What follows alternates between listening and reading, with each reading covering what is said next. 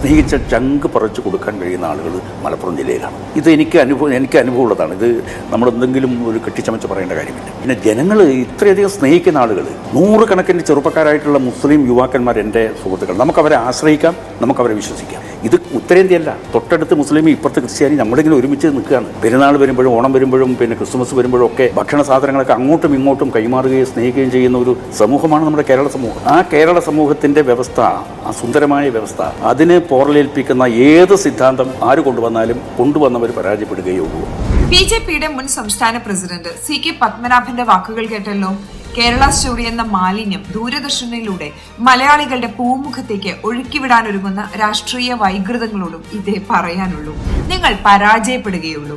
പക്ഷേ ഈ അധമവൃത്തിക്ക് ദൂരദർശനെ ഉപയോഗപ്പെടുത്തുന്നത് തെമ്മാടിത്തരമാണ്. BJPക്ക് വർഗീയ വിഷം ഒഴുക്കിക്കളയാനുള്ള ഊവജാലല്ല ദൂരദർശൻ. അതൊരു പൊതുസ്ഥാപനമാണ്. അതിനൊരു സാംസ്കാരിക അന്തസ്സുണ്ട്. കേരള സ്റ്റോറി പോലൊരു ആഭാസ സൃഷ്ടി സംപ്രേഷണം ചെയ്യുന്നതിലൂടെ ആ അന്തസ്സാണ് കടലെടുത്ത് പോകുന്നത്.